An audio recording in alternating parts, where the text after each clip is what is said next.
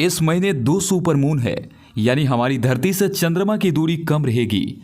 इसरो के वैज्ञानिक क्या इसी मौके के इंतजार में थे? चंद्रयान 3 की यात्रा क्या छोटी हो जाएगी? चंद्रमा की नजदीकी का फायदा किस तरह से चंद्रयान 3 को मिलेगा? चंद्रयान 3 का सुपर मून से क्या कनेक्शन हो सकता है? क्या चंद्रयान 3 बड़े आकार के चंद्रमा पर जा रहा है या फिर इसके पीछे कोई खास वजह है? असल में इस महीने यानी अगस्त में 2 बार सुपर मून देखने को मिल रहा है। पहला 1 अगस्त को था और दूसरा 30 अगस्त को। चंद्रयान और सुपर मून का खास संबंध है, आइए जानते हैं कैसे। 1 अगस्त को चंद्रमा सुपर मून था। उसकी दूरी धरती से 3,57,530 किलोमीटर थी, जबकि इससे पहले उसे सुपर मून दिखा था। वो 2-3 जुलाई को दिखा था। उस समय चंद्रमा की दूरी 3,61,934 किलोमीटर थी। इसके बाद चंद्रमा धरती के सबसे नज़दीक 30 अगस्त को आएगा। तब उसकी दूरी 3,57,344 किलोमीटर होगी। यह इस महीने का दूसरा सुपर मून होगा, इसीलिए इसे ब्लू मून भी कहते हैं। इसके बाद 28-29 सितंबर को चंद्रमा फिर सुपर मून बनेगा। तब उसकी दूरी धरती से 3,61,552 किलोमीटर होगी। सुपर मून सामान्य चंद्रमा से 14% ज़्यादा बड़े होते हैं, 30% ज़्यादा चमकदार होते हैं। इस साल 4 ही सुपर मून दिखने वाले हैं। अब समझते हैं कि चंद्रयान 3 से सुपर मून का क्या लेना देना है। चंद्रयान 3 इस समय 288 किलोमीटर की पेरेजी और 3,69,328 किलोमीटर की एपोजी वाली कक्षा में यात्रा कर रहा है।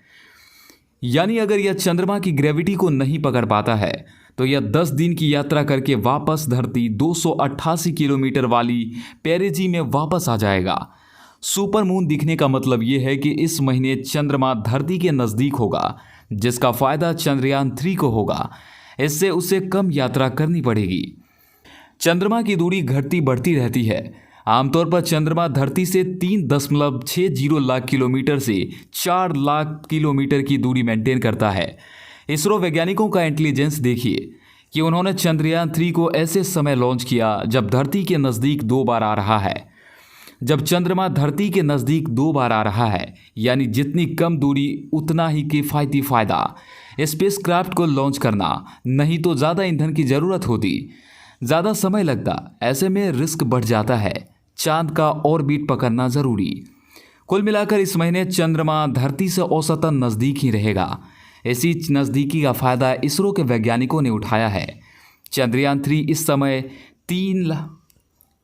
38,520 किलोमीटर प्रति घंटा की गति से चांद की ओर जा रहा है। हर दिन इसकी गति धीमी की जाएगी, क्योंकि जिस समय यह चांद के नज़दीक पहुंचेगा, यानी उसकी सतह से करीब 11,000 किलोमीटर दूर, वहां पर पृथ्वी का गुरुत्वाकर्षण 0 होगा, चांद का भी करीब 0 होगा, जिसे L1 पॉइंट कहते हैं। चंद्रमा की गुरुत्वाकर्षण शक्ति पृथ्वी की ग्रेविटी से 6 गुना कम है, इसीलिए भी चंद्रमा की गति भी कम करनी पड़ेगी, नहीं तो वो चंद्रमा के ऑर्बिट को पकड़ेगा नहीं। अगर ऐसा हुआ तो चंद्रयान 3.69 लाख किलोमीटर से वापस धरती की 5वीं ऑर्बिट के पेरेजी यानी कि 288 किलोमीटर की दूरी पर करीब 10 दिन बाद वापस आ जाएगा।